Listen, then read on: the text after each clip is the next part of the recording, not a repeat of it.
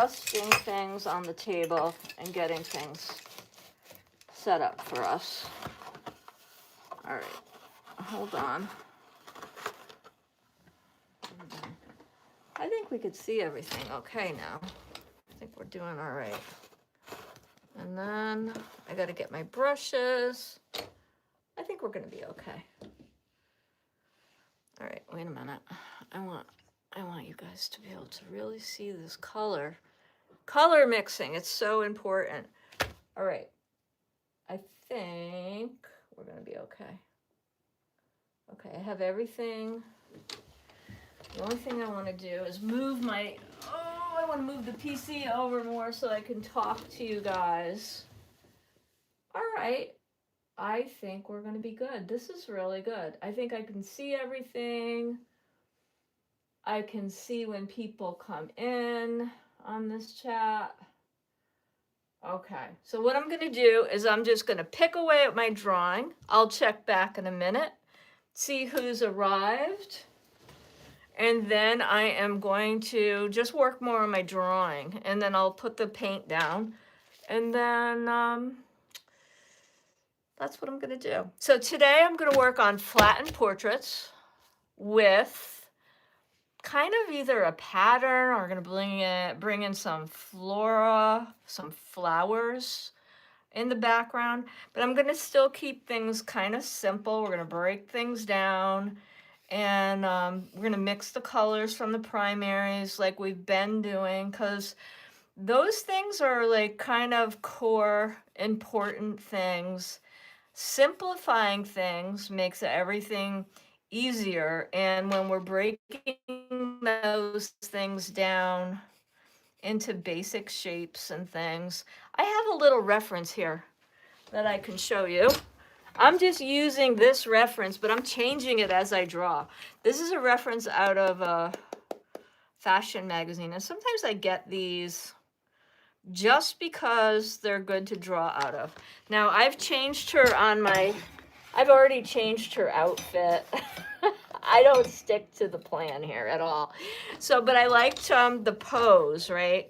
And so sometimes if you don't have access to things like a life drawing session locally, it's nice to have, now there are things online you can do now, but when I was kind of younger, there wasn't a lot sometimes. I mean, I went to life drawing a ton when I was younger. I was very lucky that I was always able to access those kind of things because I'm from New Haven, which is right near Yale University. So there was so many wonderful classes that I could take that actually had, even when I was a teenager, that had Yale professors and things. So I've kind of changed this lady's outfit a little bit. I thought she was a little bit too scantily clad for my picture today. So I changed her outfit quite a bit. I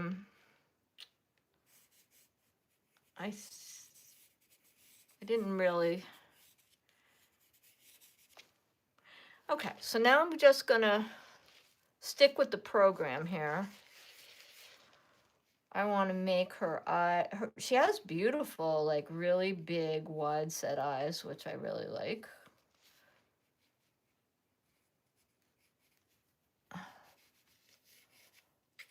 And her face is kind of on a little bit of an angle, but that doesn't change anything. It just means that, I mean, the dimensions are always going to be the same. So halfway down, and then there's going to be a little line. Halfway down between the eyes and the chin are always going to be the bottom of the nose, and halfway between the nose and the chin is the bottom of the lip. So then we can go in and put the rest of everything, you know. We can, right now I'm just doing I'm roughing in the rest of it, okay? And that's how I start, you know? And if some of it's not right, I'm gonna just change it as I'm painting, okay?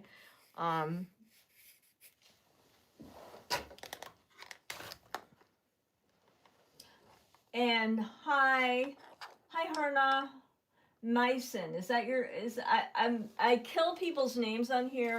What I always use when I'm painting, my favorite paper is the Fabriano 140. I use the hot press, but if you like the bumpy paper, you could use that. When I'm painting in acrylic or watercolor, that's the one I like. And the one I use is Fabriano has two. One of them is just acid free. The one that I use is the one that has 25% rag. And I'll show you the cover of it. But it also comes in the bumpy paper. The hot press is smooth. I like this particular finish better. This is the 11.5 by 14. I love this paper. It's a very, very good value because you can get 50 pages. And I think this particular one, the big size is, I think, like $35. Um, I'll link to it in the description box. I have it in a bunch of my videos linked, but I will link to it. And I am kind of working on a little favorite art materials shop. I have an affiliate shop I'm building on Amazon, and it doesn't cost you any more to shop there. It's just all my favorite products, and this is a staple for me. I use this stuff all the time. I like it in the small size too.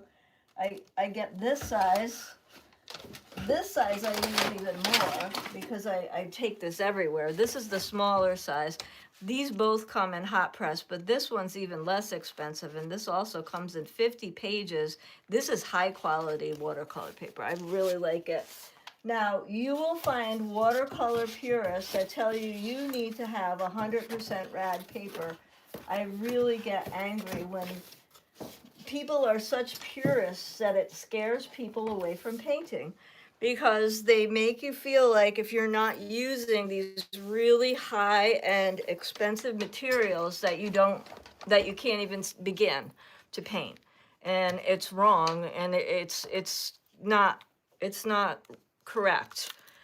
So I'm going to start putting my materials out. I'm going to use the limited palette today.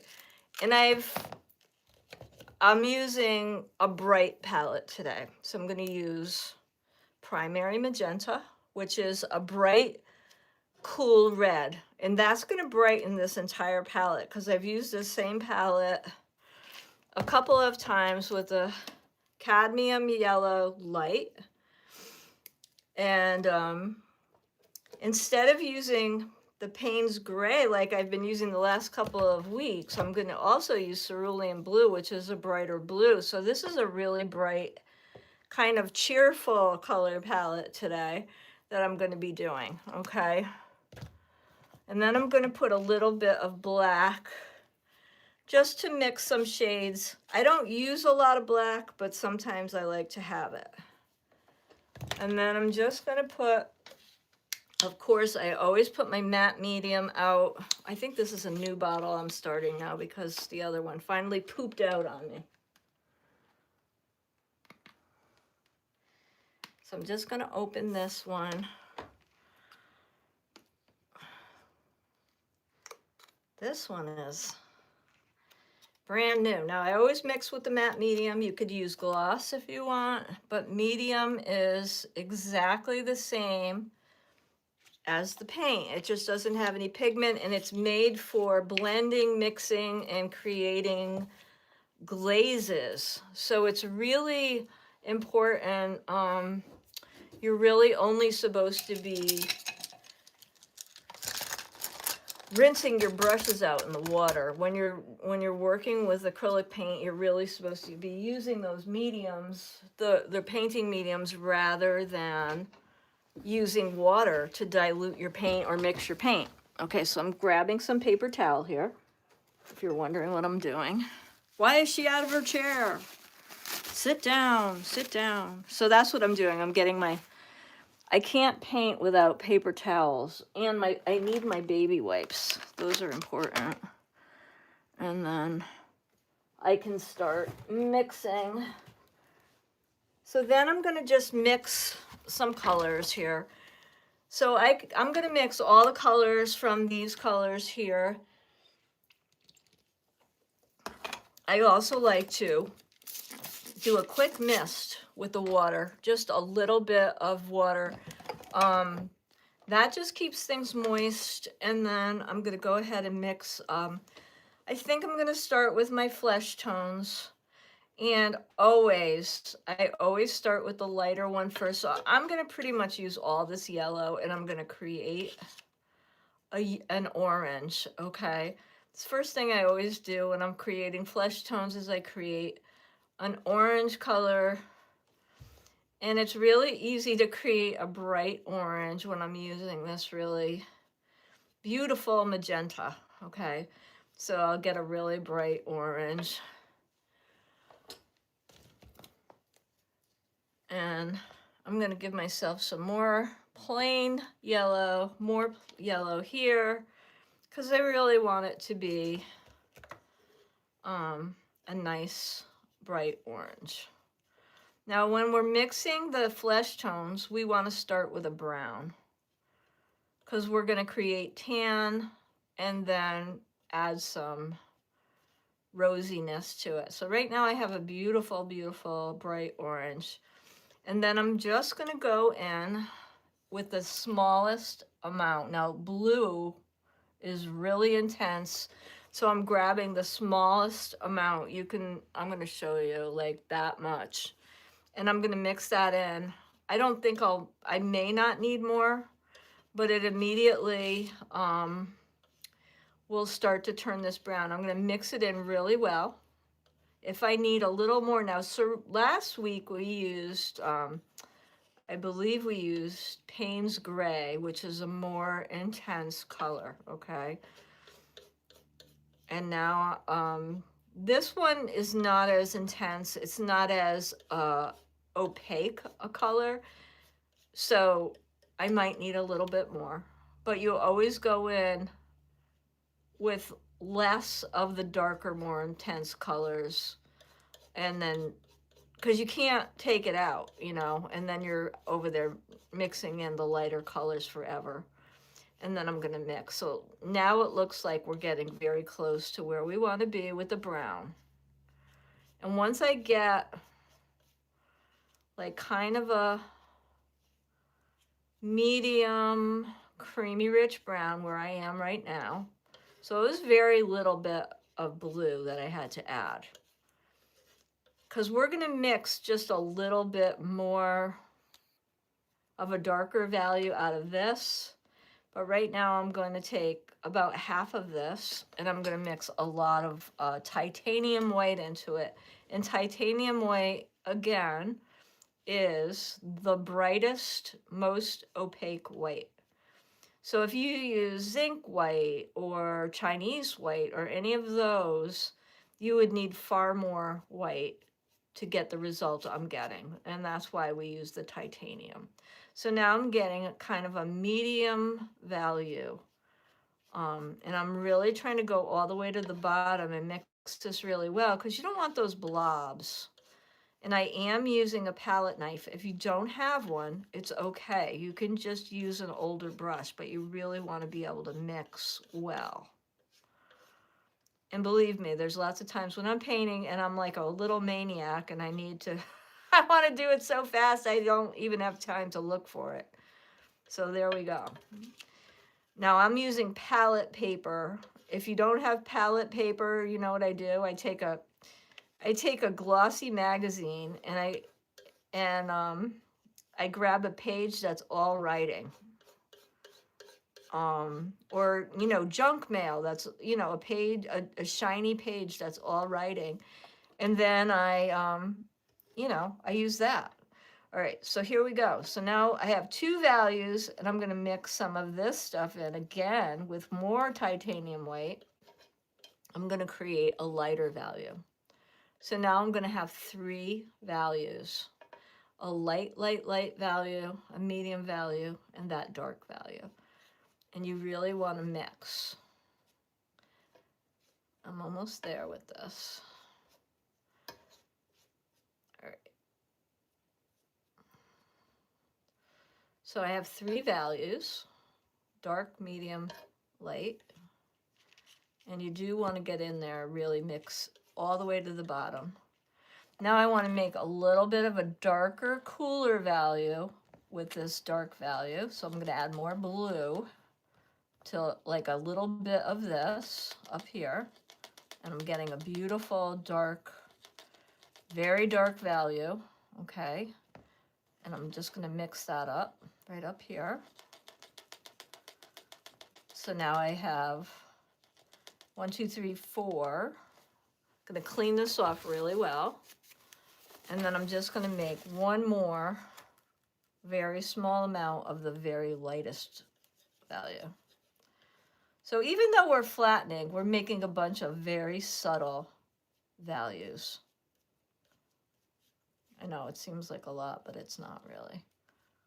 And once you learn to mix colors like this, it's just very seamless because all the colors you mix from these 3 colors will go together.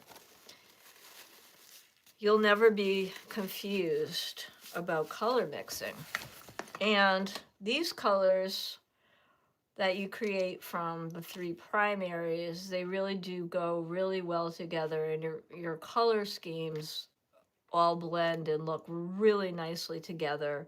All the colors work really well together in your paintings, and people will start commenting on your color schemes because they won't know how you got them to work so well together, and it's part of the magic of working with a primary palette.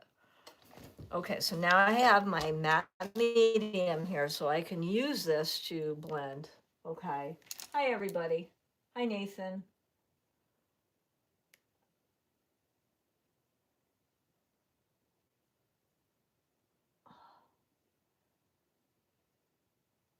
Yes, I know what you're saying about watercolor is totally different than acrylic, but you know what, gouache is kind of in between.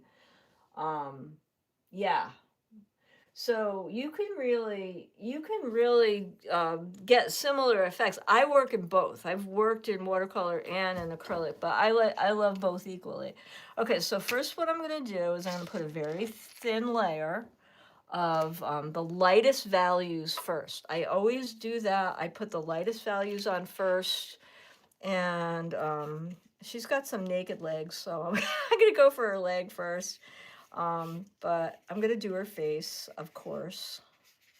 And I did a very fast, very, very loose sketch. I always, I don't worry about the sketch because so much of it, especially with acrylic, you could go back and fix everything. So this is the lightest value. And actually, I might add a little bit more white to it for her face. Okay, so I'm going to go in. I always go for the places that the light hits the most, like especially like the nose, the cheeks, all that stuff. Now, most people have a darker side of the face, and the reference I have, there definitely is some of that going on. But we'll talk about that as I go in. I just want to get this very first, very thin layer of paint down. You can see, I can still really see my my reference drawing through this really thin layer of paint. And when I'm looking at my reference, she also has a hand that's very visible. I'm going to the next value for that, and I'm just going to paint it in because I want it, we want to be able to see that before I start going crazy with hair or anything like that. And it doesn't have to look like anything right now, right? Because we haven't really gotten into describing anything yet. We just want to get a layer down. This is the first layer. The first layer is so thin that she has a really strongly defined calf muscle. And when I see it, it's cracking me up because I'm one of those people that when I was in my 20s, I used to run, and I had all these friends that I ran like so diligently. And this is a really funny story. And you're a captive audience because, you can't talk over me and I need to talk through this whole thing. So I ran in, I used to run in the city, and I would run like 4 miles a day. And my friends would sit around and eat chips and drink beer. And, you know, all winter and stuff. And they would run for like 2 weeks, and all their muscles would pop out. And the only muscle that ever popped out on me was this stupid calf line. Like literally, they'd sit around the whole year and only run in the summer, and all their muscles would pop out, and I'd have this little, this little stupid calf muscle. And that would be all I'd get. And I'd ran all winter, and oh my God. I didn't realize that there was like an ectomorph and an endomorph, and guess which one I was lucky enough to be born. Yep, the endomorph. Oh well. Nah, I got a rock, everyone. What are you gonna do? Sometimes you're just so lucky in life. But that's how it is. That's how the ball rolls. That's how the cookie crumbles, as they say. All right, so her neck is really in shadow.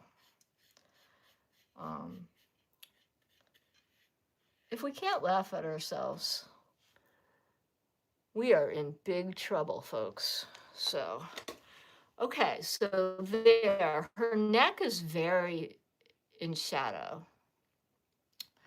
in this reference that I have. So I'm just going to go in and do that. It's a big, scary step to take, but I'm doing it.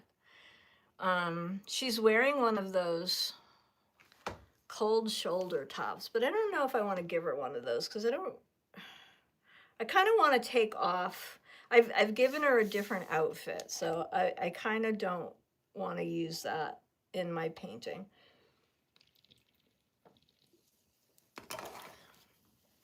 So now when we're looking at the face and we're doing some flattening, I don't go, like in some of really flattened portraits, everything's flat. Everything's one value, okay? So everything is just like one flat value. It takes all the thought out of it. But I like to have very subtle values in mine, and I do use flattening a lot in my paintings. It's as a contemporary painting technique.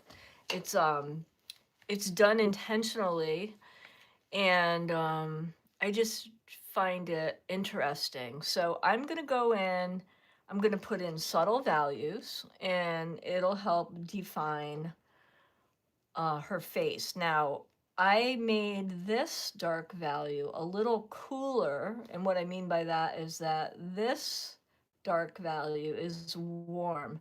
So it has more red in it, and this one is cooler, it has more blue in it. And when you have a cool colors recede in a picture, and warm colors come forward. So we can push and pull things in our picture by choosing either warm or cool colors, or making our darks and lights values, so we can manipulate how things look in the picture plane by using either warm or cool colors. So I don't want to confuse anybody, but I'm just explaining this. So I'm going to go around her eyes with this cooler dark value, just because I know that it'll help push some things back here, okay? And I know this is cooler because I put more blue in it. And that's all you really have to understand at this point. So I'm gonna go in here, and I'm actually gonna go, I think I'm gonna do a little bit of line work.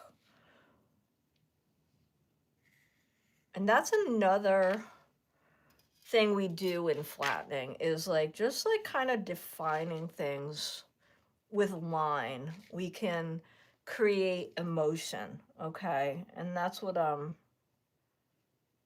defining that middle part of her lip right now, and I'm not putting any other color on her lips. But also, I'm gonna go into her eye socket. Now, I will go back into these areas and soften them. But this cool value will stay, and it will read, okay? And that's just one of the ways we can do it, is like putting those cool colors in. Okay. I just want everybody to feel free also to, if you have any kind of questions, just pop them in. I check back on this chat.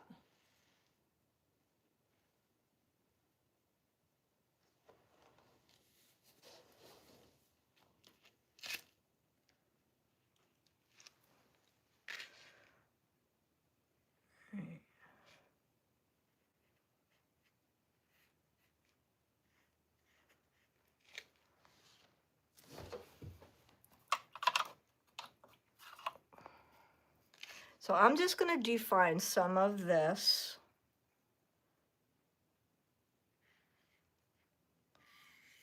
Some of the outlines so you can really see this drawing right now.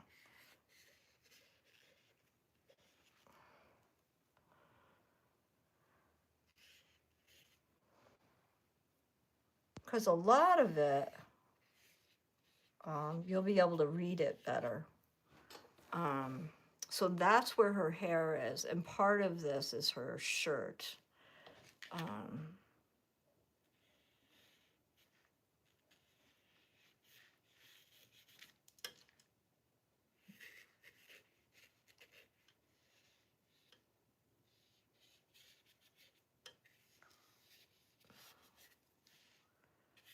I'm trying to stay super loose when I'm doing this because, and I'm mixing some of this, this dark value in with my matte medium, just so I get a loose kind of a line here.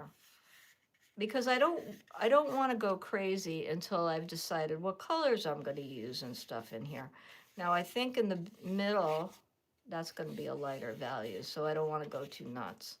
Although I don't really mind if some of these early marks show, because the mark making is kind of what makes your painting your own. And so the way you put those marks down is kind of what eventually will define your own art making style. And so everyone has their own way of making these marks. And even if I cover some of this up, when I go and cover a lot of this up later, these marks will show underneath. I grabbed some of the other color and I actually love the way it looks. I'm not even going to complain that I did that. I actually went in for more of it because this all adds rhythm underneath, you see. And it already has the painting moving in a direction, okay? All right, so now let's work more on her face. Sometimes I intentionally move away from the face when I'm working only because I need to let areas dry, and then now I'm ready to go back for that second pass, okay? So I've gone in, I've grabbed the next value, and now this side of the face is a little bit darker on my person. So I'm going to go in with that little bit of a darker value, and I am going over some of that information I put down earlier. But I'm still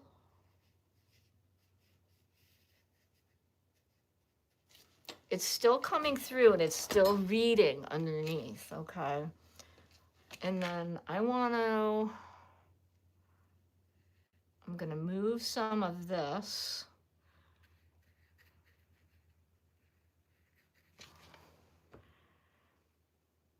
And that puts that side of the face more into shadow. And I need to put a little bit more of this darker information here.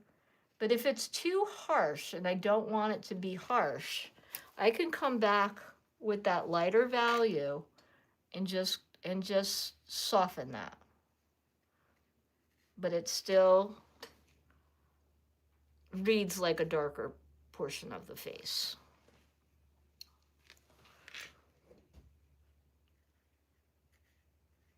And there's a dark part on this side of the face as well. And I'm gonna do the same. I'm gonna just go in with the dark and come back in with a little bit of a lighter value. And then we're using these very subtle values to kind of define where her nose is, okay? The areas around her lips and her nose. And I have a smaller brush, I guess, when I'm doing this stuff here.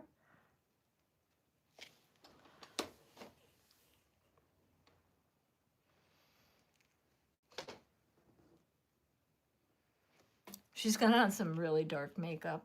So I'm gonna mix a little bit of the black in with my dark value, but I don't want it harsh. Okay, so I'm creating a shade. So I'm taking this darker brown and I'm adding a little bit of the black. Now the black I have today is ivory black, and ivory black is a softer, warmer black than some of the other ones. Like carbon black, for instance, is a very cool, really, it's more of a harsh black, where this black is a very soft, warm black. And when I'm mixing it with the brown, it really dilutes it, so it's not a harsh black. I don't like to use black straight when I'm painting. Sometimes I feel like it's a little bit too harsh. I don't like the way I put that eyebrow in on that side, so we're gonna have to fix that. I mean, I don't really freak out when I, you know, you could really fix anything on these acrylic paintings. I mean, all I have to do is, you know, go over that a little bit with some of my lighter value, and I can get rid of that. All right, let's get that out of there. All right, so I put my lighter value here, and I'm gonna get rid of that accidental, unfortunate eyebrow position. All right, now we're gonna just, now anything that looks harsh, I like to get out. If it looks harsh, it's going.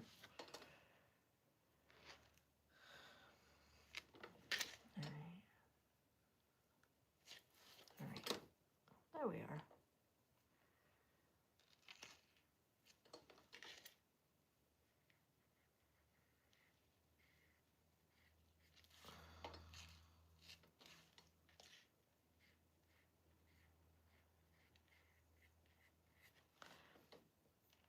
All right, so when I'm mixing the hair,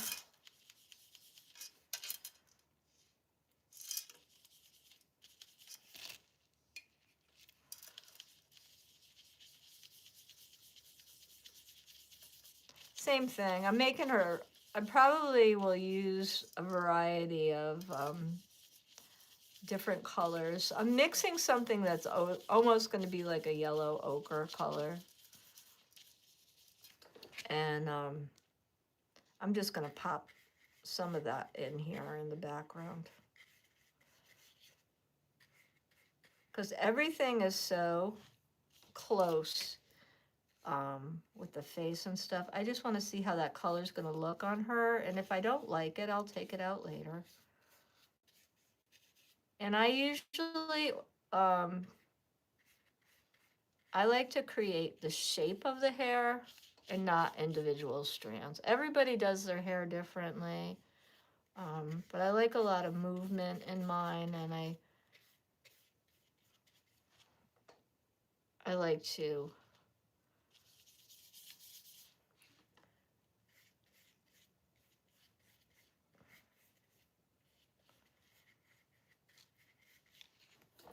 let me just grab some of this. I added just a little bit of yellow oxide to this, and the reason I did that is because it's more opaque. And even though we're using a limited palette today, I'm using my medium here. Yellow oxide is way more opaque, and I'll get better coverage with it, and it's a related color.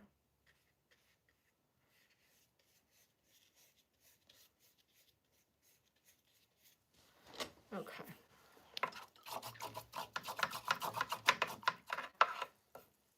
Okay. So let's see.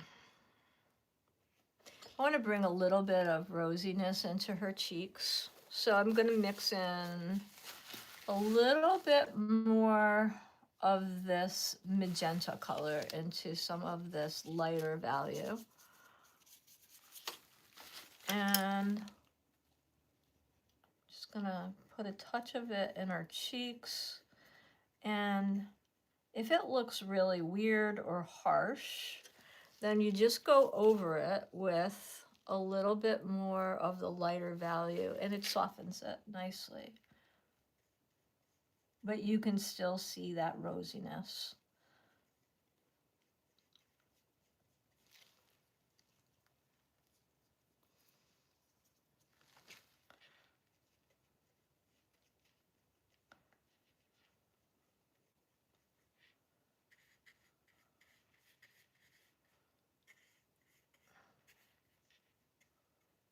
This one's going to be a little darker because this is the dark side of the face. And now I'm going to mix up some color for her lip, I think. I'm going to put a little bit of the orange into it because we don't want our lips being a weird, unnatural, kind of weird color. So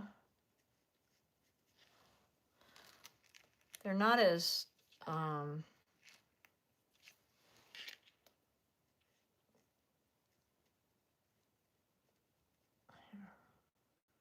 this. So another proportion to be aware of is that our lips, the midline of our lips is, it comes across, and that line is just about, it ends just about in the center of our eyes, okay? So that's like a point that we should be aware of. So like halfway through the eye is where that our lips end. Right, let me get a littler brush here. I always kind of power ahead with these really fat brushes. I'm not used to really working with the little tiny brushes because I usually paint really large, but it's okay. I'm good. We usually have a darker color up here. I'm going to put more of this kind of a dark value for the around the eyelid.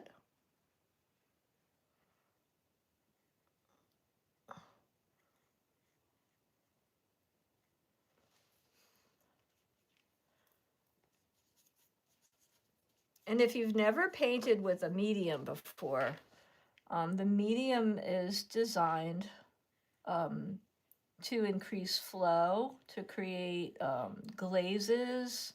It's exactly the same as the paint itself, only it doesn't have pigment.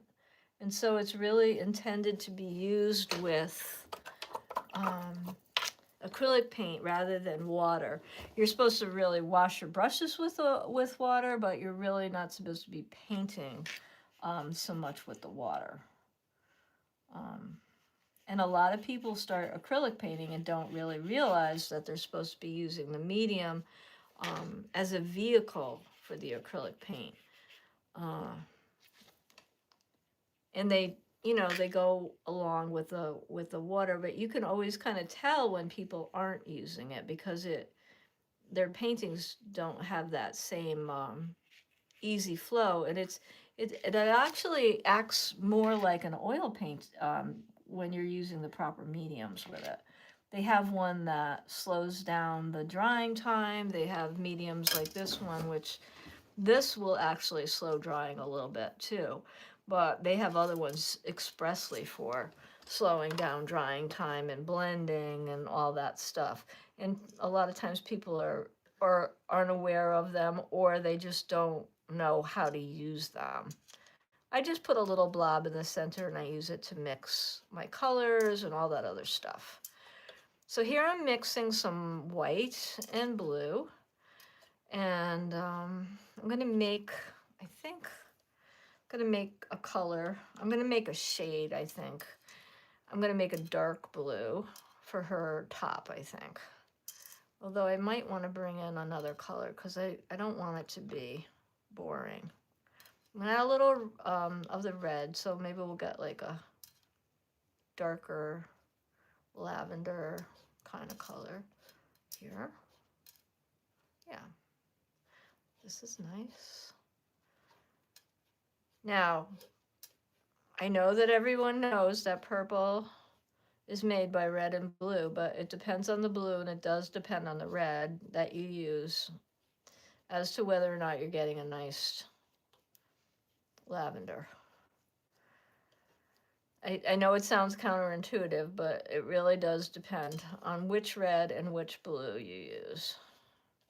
And that's another discussion altogether. But today I have the right red and the right blue, so I'm going to get a nice, I'm going to get a nice one.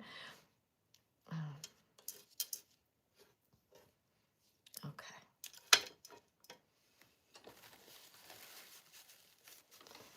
All right.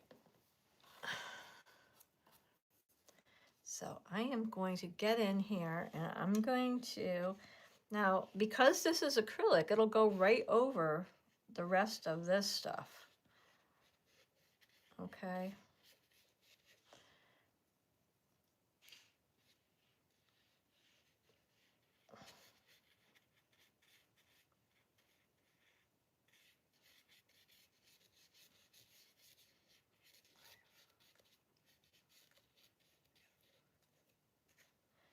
All right.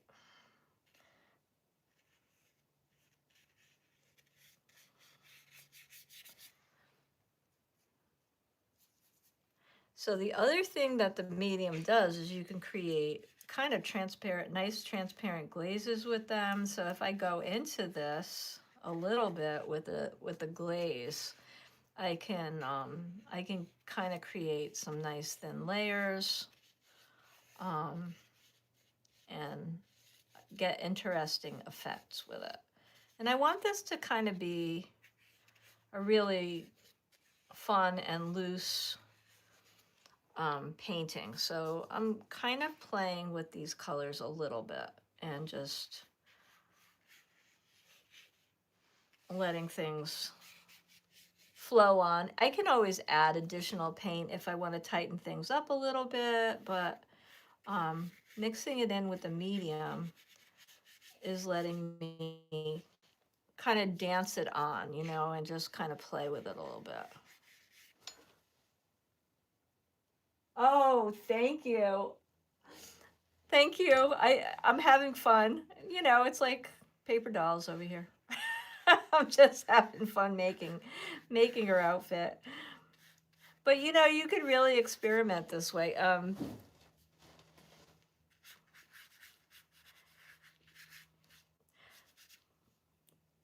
then I decided that I would do something. Now, I make a big mess on my palette, but there's a method to my madness. Now, I always want, you know, some kind of clean white. And this is why I buy the white in the giant tube. I go through so much white because I make lots and lots of tints. So the other thing is and I'm going to talk more about color and color mixing this week in my video this week, because it can be or feel overwhelming. And I already have a lot of videos on my channel about color theory, color mixing, because color is really complex, and I've taught color theory for a lot of years. But when we talk about it a lot in bite-sized pieces. It really breaks it down, and the more you hear it, you know, the more it goes in. And I even do this in my live classes when I'm teaching my students. So like if you get like little pieces here and there, you know, it starts to flow into your painting practice. So that's why I just kind of share little bits and pieces. But if you really want a deep dive, there are videos that I've put on that go deeper into it. But what I like to talk about while I'm working or while I'm painting or while we're doing these live streams is that, like, now I'm looking at this and I think I also want to make her skirt this lavender color. But what would be really interesting is that this here, this shirt, I want to make it a lighter color. And because we know that the complementary color to lavender, violet, purple is yellow, we could do a very pale yellow and we would get a beautiful complementary pop of color if we created that here. Now, if we know just a little bit about color and color theory and how color works, we can use simple things like that to create emotion and dynamic color mixes in our painting. So I'm going to just take a little bit of the yellow, but I'm going to make it a very light tint of yellow. So a tint is any color plus white. So I'm going to make a very pale tint with that yellow. Now, this is still, because I'm using cadmium yellow pale, it's a very bright yellow. I want to tone it down. And the other thing we know is if we take just a little piece, see how I'm mixing with my brush now? Because I'm out of control. I took a tad of the complement. I'm going to mix it in, and it's going to tone that down. Okay, that's how you desaturate a color. So I just desaturated the color by adding the yellow, a little bit of the purple.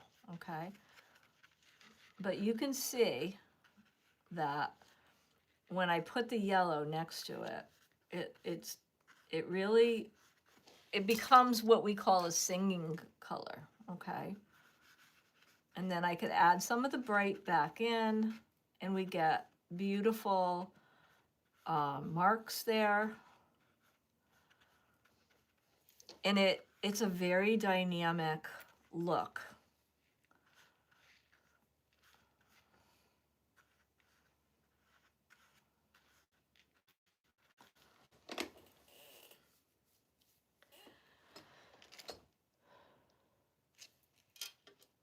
Now I'm going to use, I have several different values here.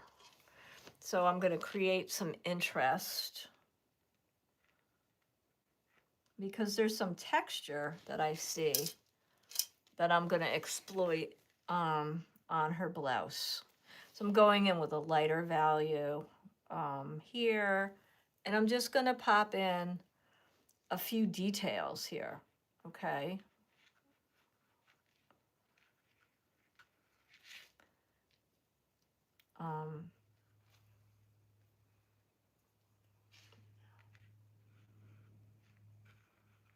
And I'm simply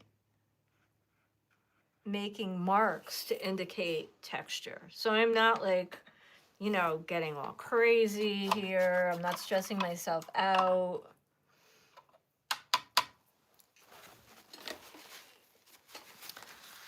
Now, I really feel like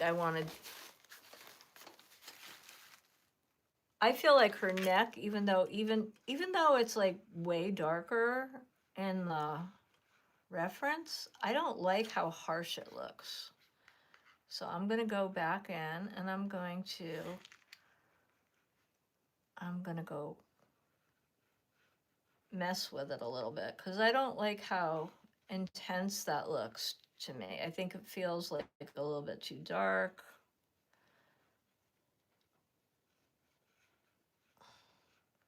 We're going to fix it a little bit. I think it's a little bit too dark. Mhm.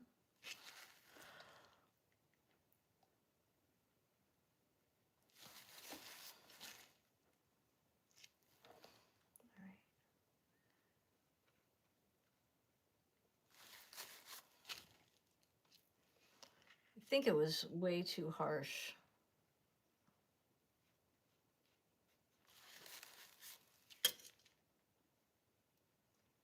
I'm going to give it 1 minute to, I'm going to give that a minute.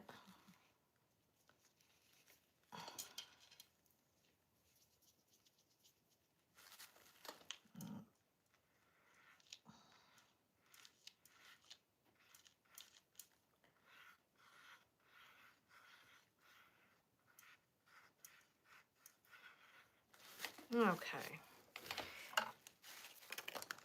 Now I'm going to come into her skirt here, put a little bit more detail in.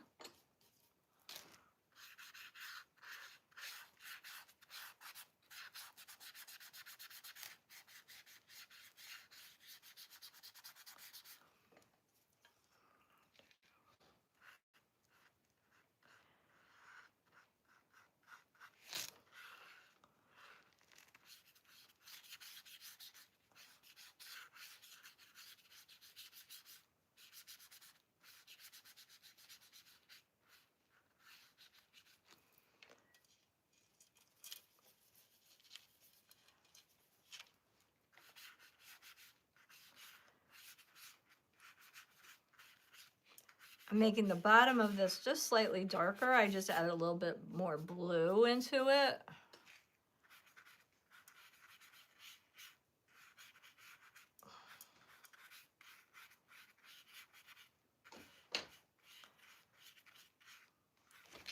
Some of those early lines like start to, even though they're fading into the background, they still come through, okay? So they still inform what's happening on top. So those early layers, they still are there working in the background, creating a rhythm. I'm adding a little of those early colors into the new darker color, and I'm gonna continue some of that mark making because I really like the way that felt, or the energy that it was giving. So I'm gonna do some more of that. I'm gonna add some matte medium into that color because I don't want to go in with too thick of a second layer, but I want to add some more color. Now the matte medium, when you create glazes with it, it's creating a thin layer of color. It's almost like a color wash. So you're taking that color and you're creating what's called a glaze. So it's a very thin layer of color. So you're not like overpowering that area. You're just washing over it with a new layer, a new thin layer of color, okay? And so it's still very lively and very fresh when you go into it, okay?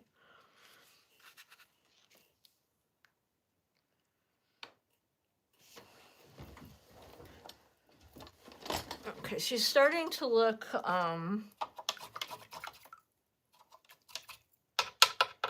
more put together, I guess. Oh, I see my friend Anna. How are you, my love? Hola. ¿Cómo estai? ¿Cómo estás? How are you? There's my friend Anna. She has Anna Paula Otero, who's here. She has a beautiful channel on YouTube, and she's also a teaching artist, and you should definitely check out her channel. She has wonderful videos. I cannot say enough about her channel. She's wonderful. Okay. Let's see. I know I spoke to you in Italian because it's so close to Portuguese that I know that you knew what I said. It's true. I love your channel.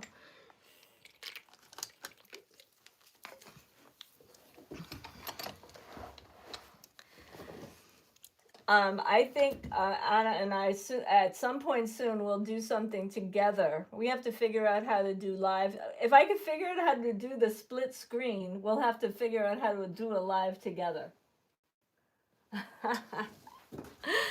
Okay, so we need to look at the background, and that's what I really wanted to talk about today. And now we've gotten to this point, and I think what I want to bring in is some pattern and some. Today I wanted to talk about doing just some easy things like some flowers. Now, we don't have to do them in a hyper realistic fashion. We can always do things like make them more stylized, or we can flatten them. So when we do like things like flattening and things, it really makes things so much more simple, and it is like something that we do in art sometimes just to make things more easy to do, or it also brings more emotion into our work. So I want to look at my piece here. I'm looking at my beautiful complementary color palette that I've created here. So I see lavender and I see the pale yellow working together. We have a very dynamic color palette. I don't really want to overpower that too much, but I also have a lot of orange here. In her hair, she's a redhead. And she's got kind of a little dramatic pose, and I'm like, she now feels to me like a dancer or something. So what could we do for her? I mean, that would be exciting in the background. It's almost like, we want to, we want to bring justice to her and her outfit and all that other stuff. Like, what could we do? What could we create? So for her background to be beautiful, right? So we want to give her something pretty back there. So I want to look at my colors. I might need another piece of this, but you know what? I'm not going to go looking around for palette paper. So this is what I'm talking about. So here's a magazine. So if I don't have the palette papers across the room, I don't feel like running. This is what I do. I take a piece of this. That's like, I'm just looking for a page with just words on it. And no people. You just want to get a piece of, here, this is perfect. So you pull the piece of paper out like this, out of a magazine. See how it just has the words on it? That's all I use. I put this in here. And then now I can mix a little bit more on here. And this is shiny. It's not going to leak through. I can mix more color. So now I want to make, I'm thinking I'm going to make some beautiful roses and maybe have her sitting outside in the garden or something like that. And then, but it doesn't, you don't even have to have anything be proportionate. You can be expressive. You can be stylized. You're making an imaginary, beautiful place in your mind, right? So I'm going to create some colors that I want to work with today. I'm going to make some pink with a lot of white. I'm going to use the matte medium here. I'm going to mix it up really well. I use my palette knife because I want it nice mixed. And I did put in a lot of the medium. If I need more, I'm going to add it. I definitely need more white. Now, I'm not kidding with the amount of white I go through.